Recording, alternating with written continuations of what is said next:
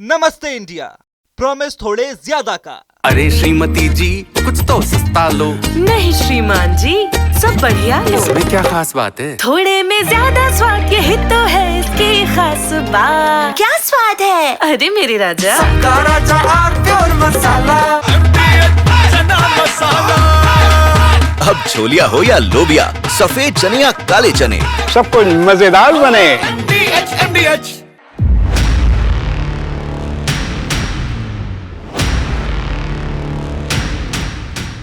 नमस्कार, देश की बात में आप सभी का स्वागत है, वंदन है।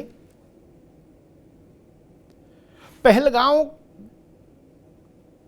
की बर्बर घटना को 1 महीना हो गया। 22 अप्रैल को वो दुर्भाग्यपूर्ण घटना घटी थी जिसने पूरे देश को झकझोर कर रख दिया था।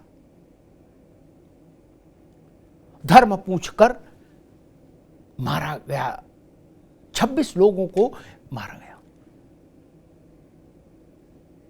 और उसमें वो लोग भी थे, वो नौजवान भी थे जिनकी शादी को हफ्ता 10 दिन हुआ था, उनकी पत्नियों के सामने। ऐसा बर्बर भीषण दृश्य पूरे देश में उबाल था, आक्रोश था। और उसके बाद पूरा देश चाहता था कि सरकार सज्ज हो और पाकिस्तान को निर्णायक स्तर पर सबक सिखाया जाए। और आतंकियों के जो आका वहां बैठे हुए हैं उनको भी आटा दाल का भाव पता लगना चाहिए। तो उसके बाद अचानक से एक सुबह देश ने जाना कि ऑपरेशन सिंदूर भारत ने शुरू कर दिया। इसी 1 महीने के भीतर। और उस ऑपरेशन सिंदूर में ये पहली वानगी ये रही, 2 वानगियां हैं प्रमुख। पहली वानगी ये रही कि पाकिस्तान के नामी गिरामी आतंकियों के 9 ठिकाने भारत ने ध्वस्तीभूत कर दिए, खंड खंड कर दिया, जिसमें हाफिज सईद और मसूद अजहर जैसे लोगों के ठिकाने थे। 100 से ज्यादा आतंकी जीवह हो गए, मारे गए, रौंद दिए गए। ये भारत के सिंदूर के अपमान का बदला था,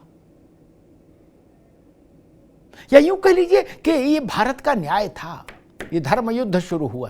ऑपरेशन सिंदूर को आप धर्म युद्ध भी कह सकते हैं। इस 1 महीने की यात्रा को देखें तो जो महाभारत भी धर्म युद्ध था।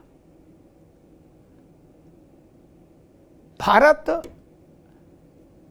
युद्ध के लिए नहीं, धर्म युद्ध के लिए जाना जाता है। भारत ने अपने विस्तार के लिए कभी तलवार नहीं उठाई, कभी तोप नहीं चलाई कि हमारी भौगोलिक स्थिति में विस्तार हो जाए, हम किसी देश को कब्जा कर लें। नहीं, हमने न्याय के लिए रणभेरी बजाई और वही हुआ। बाद में प्रधानमंत्री ने भी कहा कि ये शोध और प्रतिशोध का मसला नहीं है, ये न्याय का प्रसंग है, न्याय का मसला है। अब उसके बाद दूसरा चरण ऑपरेशन सिंदूर का यह रहा कि पाकिस्तान के 11 प्रमुख एयरबेस तक भारत ने पहुंचकर उनको ध्वस्त करके ये पाकिस्तान को ये बता दिया कि हमारे हाथ और आप तुम्हारी गर्दन में बहुत दूरी नहीं। जब हम वहां तक जा सकते हैं तो जहां तुम हो वहां भी आ सकते हैं। आप सोचिए, आपके पांव के पास कोई गोली चला सकता है अगर, तो आपकी छाती पर भी चला सकता है ना। रेंज तो तय है, निशाना ठीक है। अब इसके बाद तो पाकिस्तान के पांव उखड़ गए, घुटनों पे आ गया। भारत का ऐसा रौद्र रूप विश्व ने बहुत देर बाद देखा, बहुत लंबे समय बाद देखा। कारगिल के बाद एक अच्छा खासा अंतराल हो गया। तो दुनिया को भी पता होना चाहिए था कि भारत बदल गया, और इस एक महीने में सचमुच भारत बदल गया। मित्र, आप सोच सकते हो कि पाकिस्तान ने सैकड़ों ड्रोन और सैकड़ों मिसाइल चलाई, सैकड़ों की संख्या में, भारत के हर महत्वपूर्ण शहर पर। स्वर्ण मंदिर निशाने पर ले लिया था, स्वर्ण मंदिर को ध्वस्त करना चाहता था ये पाकिस्तान। एक भी गोला पाकिस्तान का, एक भी ड्रोन, एक भी मिसाइल धरती पर नहीं गिरा। भारत की अभेद्य, यह जो वायुसेना की अभेद्य सुरक्षा व्यवस्था थी, एयर डिफेंस सिस्टम था, उसने पाकिस्तान के सारे ड्रोन और सारी मिसाइलें खा ली, उतरस्त कर ली। चलो जाओ। ये दुनिया भर के लिए ये एक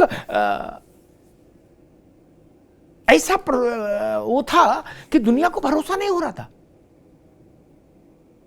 कई बड़े देशों को ऐसे ऐसे करके देखना पड़ रहा था कि ऐसा तो नहीं वो फिल्म देख रहे एआई वाली, कि पाकिस्तान झोंके जा रहा है ड्रोन और मिसाइल, और सारी मिसाइलें हमारे एयर डिफेंस सिस्टम के पेट में जा रही हैं।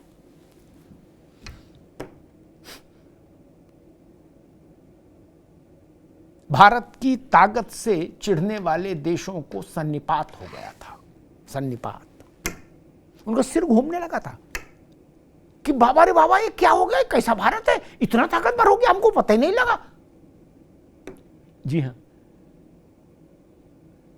भारत की शक्ति और सामर्थ्य की एक बड़ी और मुखर मुनादी हो गई इस एक महीने के भीतर।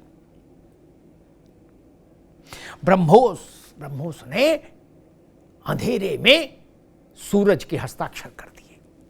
समझ लीजिए, सूरज के हस्ताक्षर, धरती से आकाश तक जगरमगर हो गई, जगरमगर। पाकिस्तान के एयरबेस किसने तबाह किए? ब्रह्मोस ने। हवा से तेज, ध्वनि से तेज रफ्तार की मिसाइल। और मजे की बात यह है कि आपको गर्व होना चाहिए इस बात पर कि भारत हथियार और तकनीकी उपकरणों के संदर्भ में बहुत तेजी से आत्मनिर्भर हो रहा है, एक। और दूसरा, इसके आगे का एक डेवलपमेंट ये है जो एक महीने के भीतर ही उसका भी खुलासा हुआ, क्योंकि कि भारत अब हथियार और तकनीक, रक्षा तकनीक को जो बेचने वाले देश हैं उनके क्लब में भी बहुत महत्वपूर्ण भूमिका में शामिल हो गया है। दुनिया भर के तमाम देशों ने ब्रह्मोस के लिए भारत से संपर्क किया है कि भैया कुछ 10-20 हमको भी बना के दो, क्या रेट लगेगा। ये स्थिति आ गई भारत की। कारगिल के समय भी देश में गोले बारूद तक बाहर से आती थी, सोचिए। आज देश दुनिया के तमाम देशों को हथियार निर्यात कर रहा है। उसका आयात, रक्षा का आयात घट रहा है लगातार, निर्यात बढ़ रहा है। एक महीने का खेल। इसलिए मुझे लगा कि आज देश की बात में इस बात पर चर्चा हम लोग करें कि एक महीने में भारत कितना बदला। लोगों को लगता था कि भारत कुछ डोजियर भेजेगा, कुछ चिट्ठी पत्री होंगी, कुछ प्रतिनिधिमंडल होंगे और उसके बाद खामोश बैठ जाएगा। लेकिन भारत ने बता दिया। प्रधानमंत्री मोदी ने अभी बीकानेर में कहा था जनसभा में कि मोदी का दिमाग ठंडा है लेकिन खून गर्म है, लहू गर्म है। इसी में सारी बात आ गई कि नया भारत कैसा है। नया भारत दिमाग ठंडा है, प्रतिशोध में नहीं उलझते, लेकिन लहू गर्म है और हम न्याय करने की क्षमता रखते हैं। न्याय करने की इच्छा रखना एक बात है, उस इच्छा को क्रियान्वित कर देना, उस क्षमता रखना बड़ी बात है। तो भारत ने उस क्षमता को अर्जित कर लिया कि हम न्याय करना चाहेंगे तो न्याय कर लेंगे।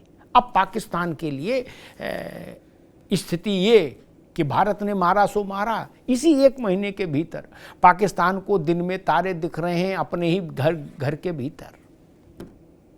सिंध वाले अलग झंडा फहरा रहे हैं, बलूचिस्तान वाले अलग, खैबर पख्तूनख्वा वाले अलग। पाकिस्तान जाए तो जाए किधर? जो फेल्ड आर्मी चीफ था उसको फील्ड मार्शल बना दिए मुनीर को। जो जब भारत की ब्रह्मोस पाकिस्तान के एयरबेस को ध्वस्त कर रही थी तो बताते हैं कि मुनीर डर के मारे बंकर में छुपा था, बंकर में कह रहा था मेरी जान तो बचे, चूल्हे में जाए पाकिस्तान। वो उसका प्रमोशन हो गया और वो फील्ड मार्शल बना दिया गया। आपको पता होना चाहिए कि विश्व में संभवतः कह रहा हूं, संभवतः पाकिस्तान एकमात्र ऐसा राष्ट्र है जिसकी सेना ने अब तक जितने भी युद्ध लड़े उन सभी में केवल और केवल हारी है। उसने अपना ये रिकॉर्ड टूटने नहीं दिया कभी। पाकिस्तान ने कोई युद्ध जीत लिया हो ऐसा उसने कभी नहीं हुआ, उसकी आर्मी के हाथ से हुआ। उसकी आर्मी ने हमेशा पराजय का ही स्वाद चखा। और वो मुनीर फील्ड मार्शल हो गए। बोले अब ये ताउम्र मार्शल रहेंगे क्योंकि फील्ड मार्शल कभी रिटायर नहीं होता। लेकिन स्थिति ये कि जिस दिन मुनीर फील्ड मार्शल बनाया गया उसी दिन सिंध के गृह मंत्री का घर फूंक दिया बागियों ने। ये स्थिति पाकिस्तान की आगे इसी 1 महीने में।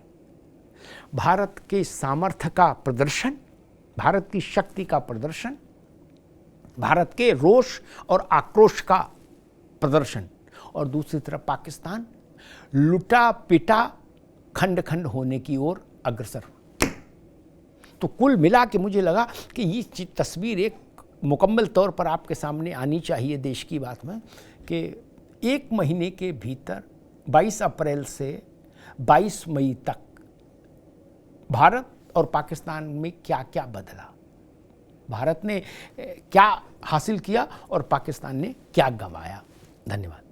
थोड़े में ज्यादा स्वाद यही तो है इसकी खास बात। वाओ मामा क्या स्वाद है, अरे मेरे राजा। राजा और प्योर मसाला। थोड़े में ज्यादा स्वाद यही तो है इसकी खास बात। वाओ मामा क्या स्वाद है, अरे मेरे राजा।